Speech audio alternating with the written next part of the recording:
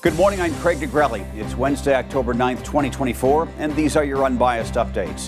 Hurricane Milton heads toward Florida and is expected to arrive later today. Its power, the track, and what's closing ahead of the storm. And the feds say he had plans for a massive attack on Election Day. The Afghan national now in custody and how they caught him. From the Straight Arrow News Studio, bringing the stories that matter to you from across the United States and around the world, these are today's Unbiased Updates. This morning, Hurricane Milton, which has re-strengthened to a Category 5 storm, continues its trek toward Florida. It is expected to make landfall late tonight or early tomorrow morning. Storm surge warnings are in effect for almost all of Florida's west coast, with a dangerous eye wall coming ashore somewhere near Tampa. It is moving at 12 miles an hour with winds of 160 miles an hour. Milton is expected to weaken before making landfall, but also double in size, meaning it will impact a bigger area while making its trek from coast to coast in the Sunshine State. Evacuation orders are already in effect for areas expected to get the worst of it, while across the state, those who are not evacuating are hunkering down, preparing to deal with impacts of the storm, including widespread power outages and drinking water shortages. In Manatee County, a police chief told anybody who stays there will be no fire personnel, there will be no EMS, there will be no police. Tropical storm force winds are expected to be felt across the entire state. The storm is predicted to potentially be one of the most destructive on record, unleashing life-threatening storm surge as well, possibly 10 to 15 feet in Tampa, according to forecasters. Heavy rain will also add to flooding concerns, with more than 15 inches forecast in parts of the state.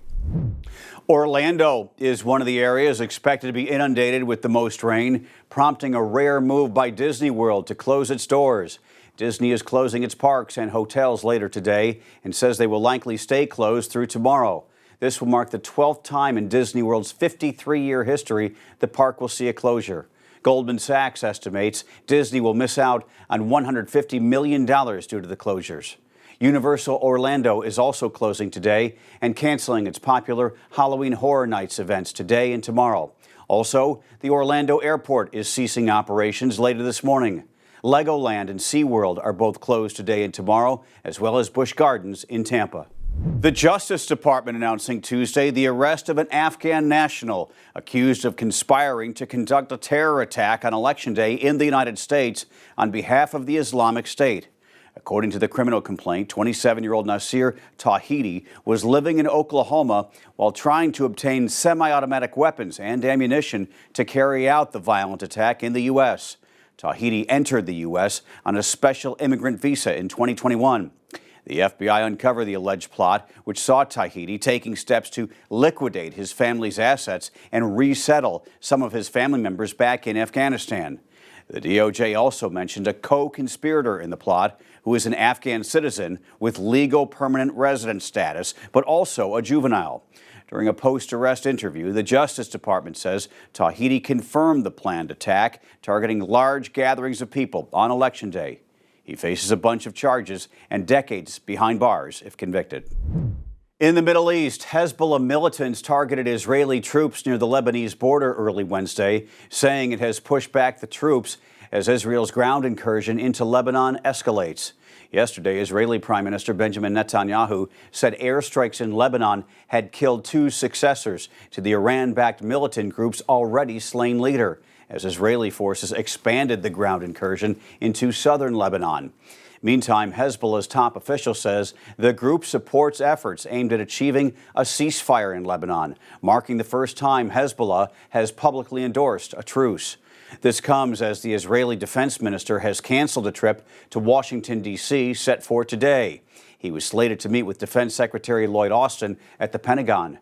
Pentagon officials did not say why the visit was canceled, but Israeli media reported Prime Minister Netanyahu wanted to speak to President Joe Biden first. It appears the Boeing factory workers' strike will go on for the foreseeable future after talks broke down on Tuesday between Boeing and the union that represents the 33,000 striking workers. Members of the International Association of Machinists have been on strike since September 13th as they seek higher wages and the restoration of a benefit pension.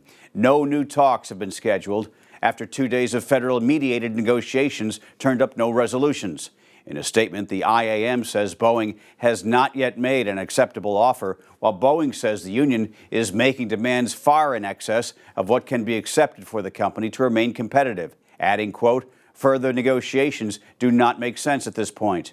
Credit analysts estimate the strike is costing Boeing $1 billion a month. The aircraft maker has been dealing with a slew of bad publicity, from 737 MAX crashes to mechanical failures on passenger planes.